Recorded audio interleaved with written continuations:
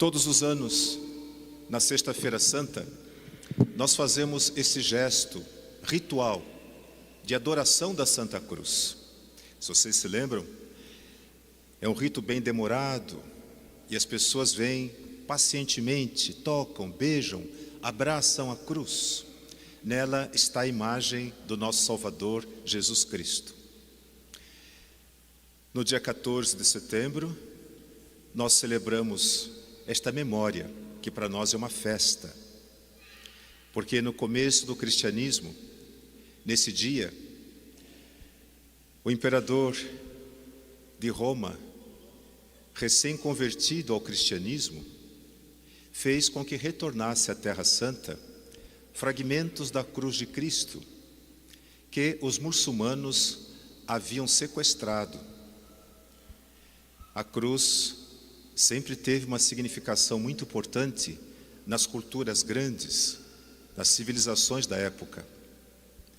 No dia 14 de setembro do quarto século depois da ressurreição de Jesus, pedaços da cruz retornou a Jerusalém.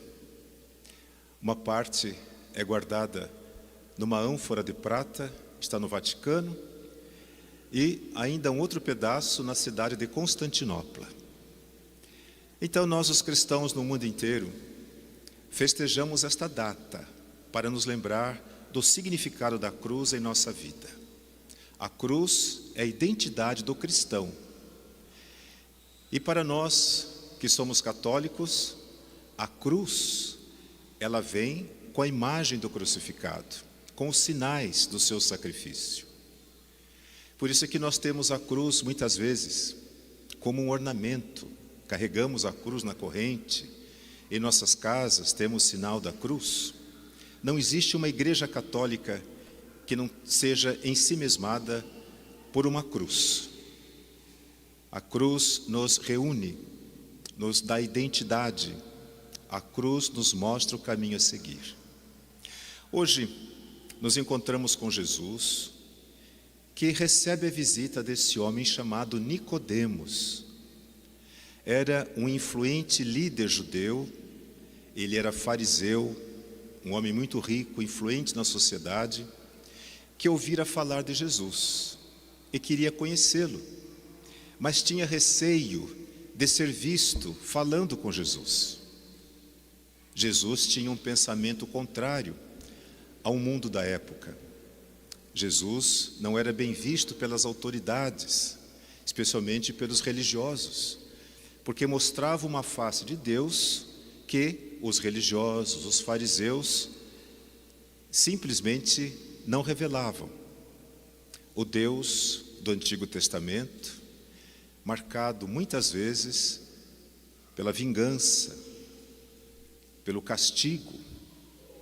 Essa é a impressão que eles tinham de Deus. E os fariseus, os religiosos, se aproveitavam disso para manter o povo sob sujeição. Então, a explicação que eles davam para a pobreza, para a doença, para as injustiças, diziam: Deus está castigando os pais no filho que nasce doente, castigando aquela família, impedindo que ela possa prosperar, e assim por diante. Eles tinham essa explicação baseado naquilo que hoje nós chamamos a teologia da prosperidade. Ensinavam que era necessário pagar muitos tributos, muitas taxas no templo, para que fossem abençoados por Deus, para que Deus pudesse perdoar os pecados. E nós sabemos que Jesus veio justamente nadando na contramão dessa teologia. A teologia de Jesus é conhecida como a teologia da graça, não da retribuição, não da prosperidade. Deus dá porque Ele ama. A natureza de quem ama é a doação, é se doar, é se fazer presente. O Salmo 77 que nós cantamos agora fala um pouco sobre isso. O povo pensava que estava enganando a Deus, oferecendo tributos, mas no seu coração eles eram infiéis. faziam aquilo que os seus instintos mandavam, disputavam poder, lutavam por riquezas, mas na hora da oração todo mundo ficava muito bonzinho, apresentava os tributos. E o próprio Salmo vai dizer, olha, esse não é o nosso Deus. E Jesus depois vem para dizer, Deus não age assim. Mas então, esse homem chamado Nicodemos, que não queria ser visto por Jesus, mas se sente atraído por ele. Toda pessoa de boa vontade procura a verdade. Pode ser rico ou pobre, anônima ou poderosa e pública. Toda pessoa de boa vontade procura a verdade. E a verdade é Jesus. E ele se deixa encontrar por quem o busca na sinceridade do seu coração. Por isso ele aceitou conversar com aquele homem naquela noite e o instruiu. A história da serpente era muito conhecida do povo judeu, porque fazia parte da sua história. Era passado de geração em geração, como Deus libertou do veneno mortal da serpente o povo, fazendo com que eles olhassem justamente para a origem do mal, a serpente.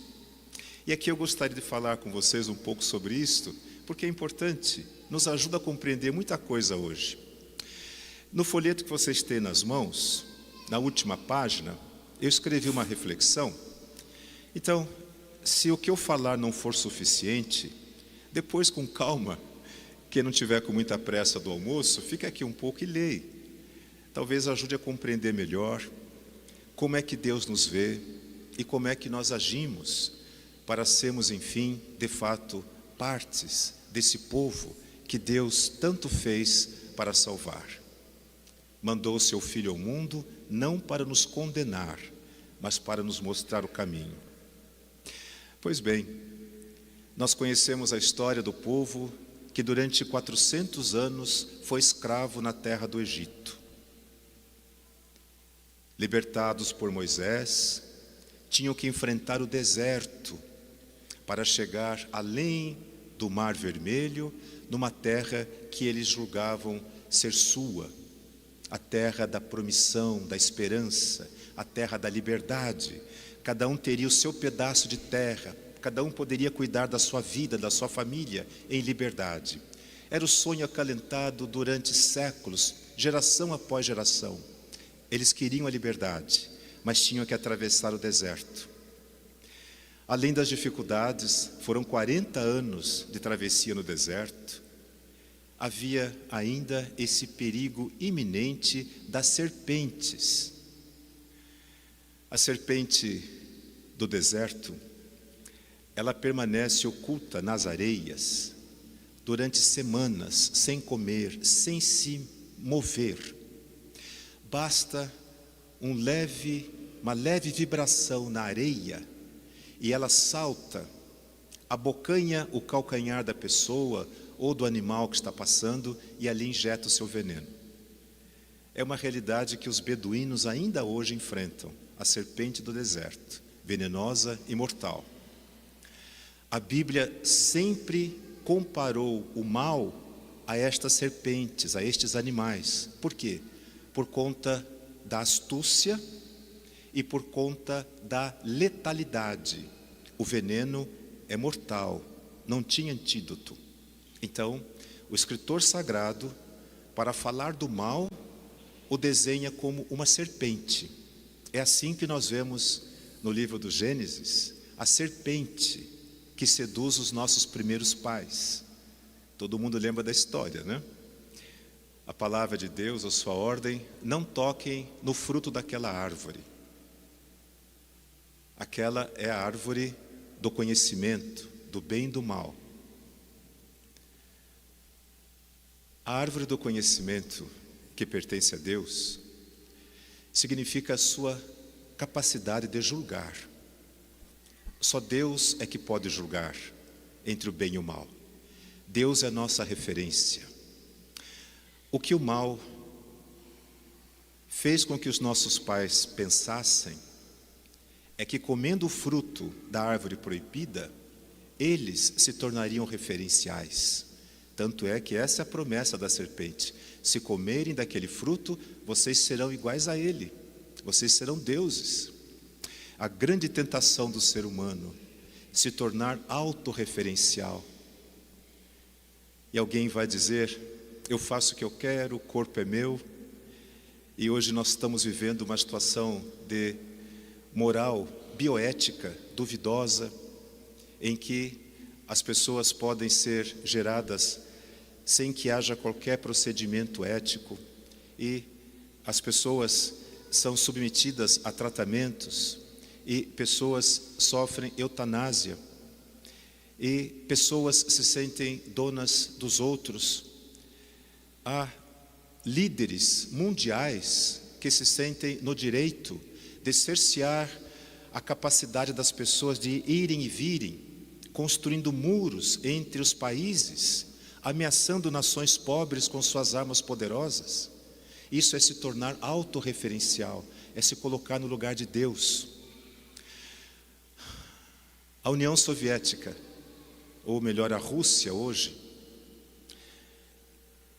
assim como os Estados Unidos, que são as duas grandes potências nucleares do mundo, não tem o potencial bélico de destruição que tem a China. A China tem ogivas nucleares capazes de destruir o nosso planeta 17 vezes. Armas nucleares, capazes de acabar com tudo, destruir tudo, matar tudo, 17 vezes. Colocar-se no lugar de Deus, achar que você pode decidir o destino das pessoas segundo a sua conveniência. Mas se a gente pega também líderes políticos pequenos, eles usam o dinheiro público como se isso lhes pertencesse, como se não houvesse acima deles alguém que um dia os julgaria. Erários públicos que recebem 100 mil reais por mês, além de toda a gama de empregados que têm a seu dispor, agem como deuses. Mas a gente vai indo longe. Há médicos que se sentem assim semideuses e se julgam capazes de decidir sobre a vida e a morte das pessoas e depois saem para almoçar. Mas existem padres, pastores que mentem para o povo, impondo sobre eles condições absurdas para viverem a sua fé. O pecado da autorreferencialidade, de se colocar no lugar de Deus, sempre existiu. E os nossos primeiros pais cederam à tentação, comeram o fruto proibido, e a Bíblia diz: por causa deles o pecado entrou no mundo. Então, a desobediência à vontade de Deus abriu a brecha para que o pecado contaminasse todo o gênero humano. É por isso que nós batizamos as nossas crianças. O batismo é esta água santa que lava a mácula do pecado original.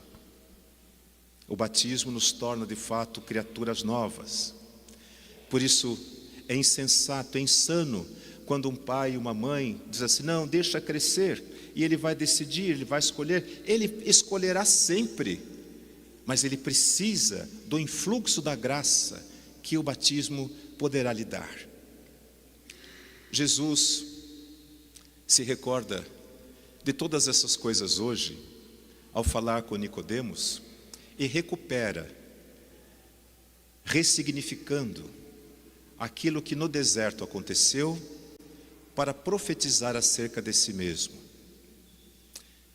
No deserto, durante a fuga, as serpentes mordiam, matavam o povo em debandada. Imploraram a Deus que os ajudasse, que os socorresse, e Deus mandou que Moisés fizesse uma serpente de bronze. Nós estamos nesse período, a era do bronze. Isso aconteceu há mais de 3.000 anos. Eles tinham saído da idade do ferro, estavam na idade do bronze. Era o metal mais precioso que existia. Moisés faz a imagem da serpente de bronze e a levanta numa haste, para que toda aquela pessoa que antes temia a serpente possa ver o poder de Deus. E ao reconhecer o poder de Deus, a pessoa é curada. Deus tem o poder sobre a vida e a morte, só Ele pode. Deus pode fazer do mal o bem, só Ele pode. E todo aquele que acredita nisso tem a vida. E o veneno não tem efeito, e a pessoa se livra da morte. Atravessar o deserto em busca da promessa, em busca da realização, em busca da felicidade, é o sonho de todos nós. Todos nós queremos também conquistar nosso lugar no mundo, nosso pedaço de chão. Todos nós queremos ser livres, fazer aquilo que o nosso coração pede. Mas o deserto é uma realidade que todos nós temos que enfrentar. Atravessar o deserto significa estar sujeito às tentações do mal. Significa ser surpreendido pelos infortúnios da vida, que podem destruir nossa esperança, nossa vontade de viver, nosso desejo de felicidade. Hoje,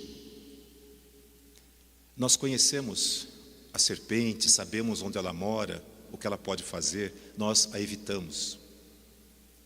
Mas o mal se metamorfoseia, o mal muda.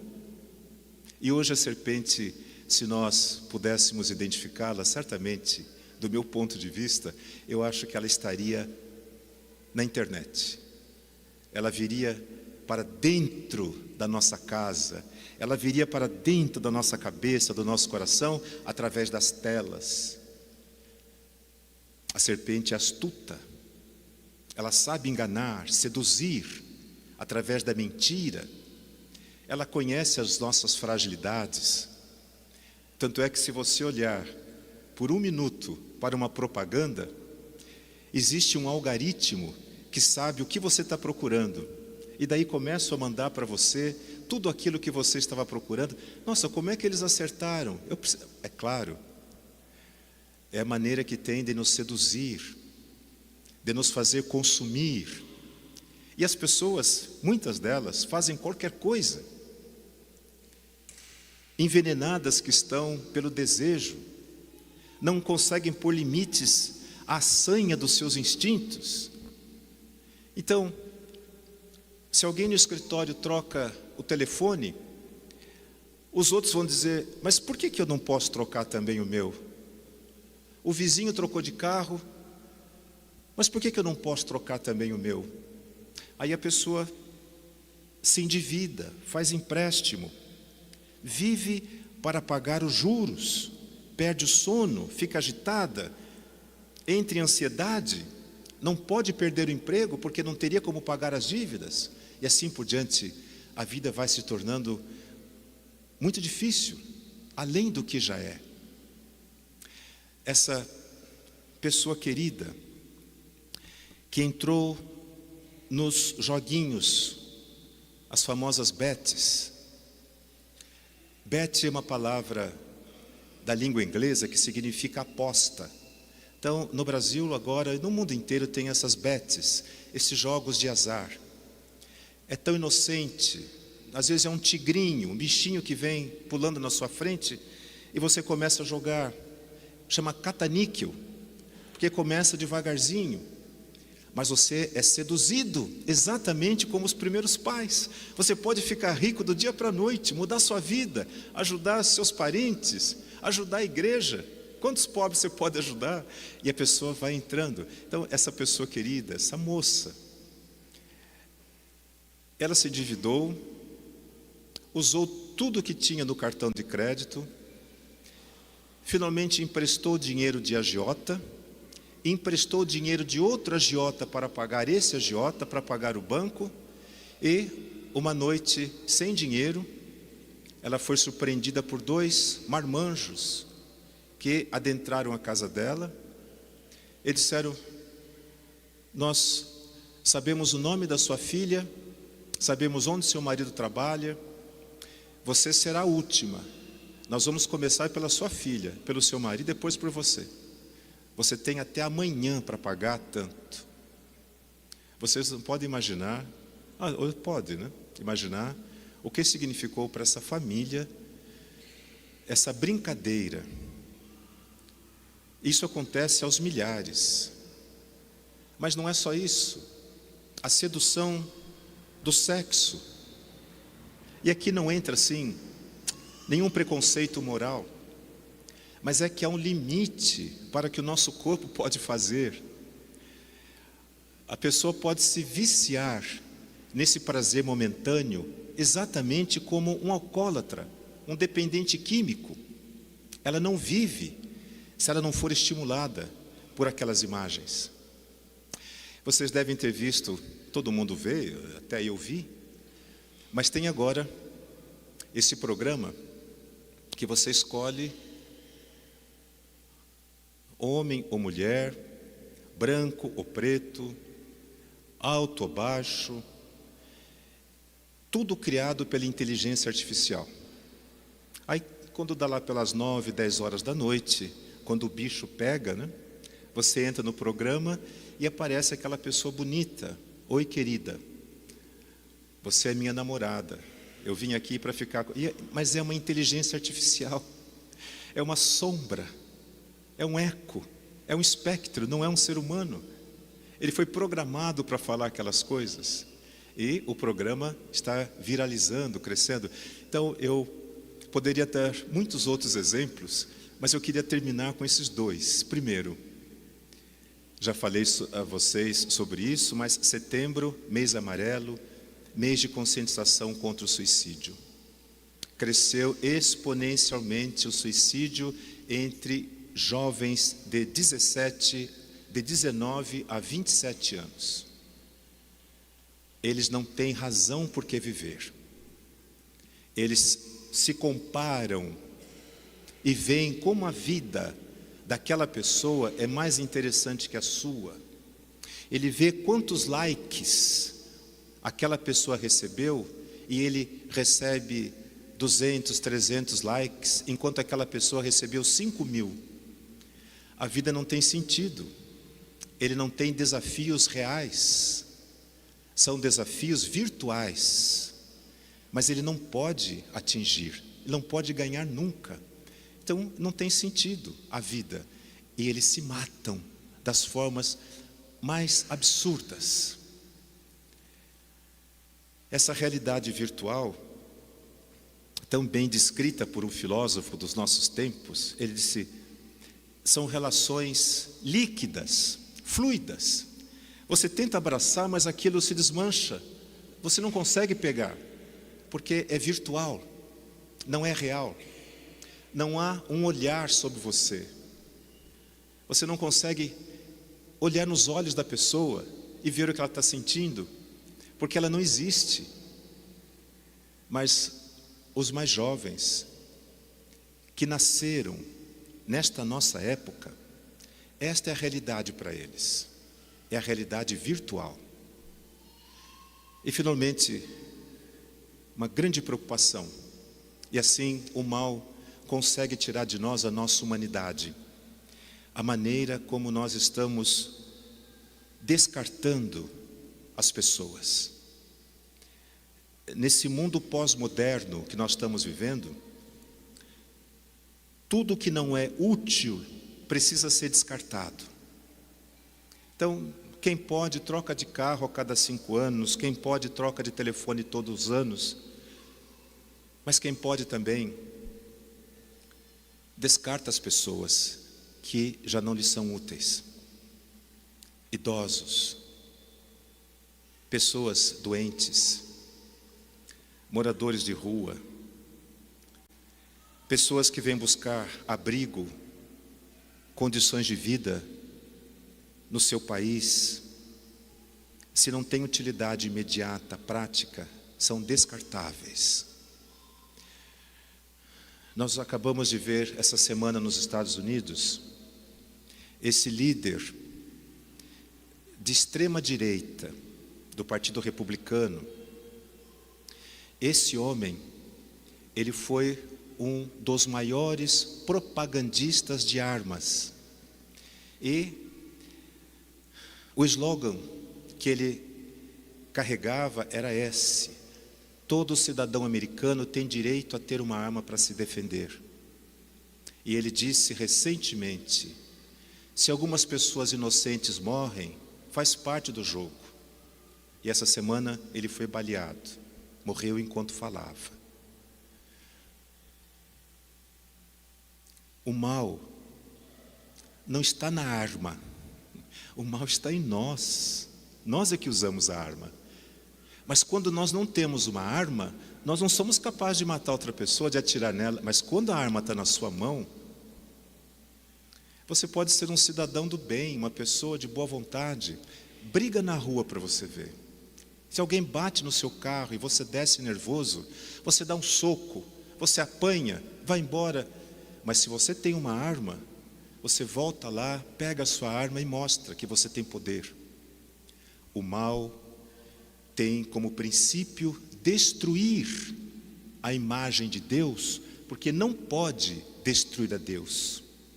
Então, o intento do mal é destruir a natureza, é destruir tudo aquilo que Deus criou e achou que era bom. O intento do mal é destruir o ser humano, a imagem e semelhança de Deus. Por isso Jesus vai dizer de si mesmo: assim como a serpente foi levantada no deserto, e todo aquele que olhava para ela ficava curada. Por quê? Porque via o mal escondido, agora exposto. Assim também o Filho do Homem terá que ser levantado da terra para atrair a muitos. Ele estava falando de si mesmo, da cruz que o levantaria do chão. A primeira árvore, chamada árvore da vida, trouxe para o mundo a desgraça, o pecado, por conta da infidelidade dos nossos pais, Adão e Eva. O lenho da cruz é a nova árvore da vida, da qual nos veio a salvação, trazida pela fidelidade de Jesus ao plano do Pai. O Pai não queria que o seu filho fosse crucificado. Deus não quer o mal de ninguém, mas a cruz foi invenção dos homens. Nós é que inventamos a tortura, os meios de crueldade, e não há limite para o que a nossa imaginação possa fazer, instigada pelo mal. Mas Deus fez da cruz o sinal da morte, o canal da vida, para dizer: para Deus tudo é possível. Deus pode dar vida, mesmo quando nós buscamos a morte. Deus pode fazer do mal um bem, desde que acreditemos nele.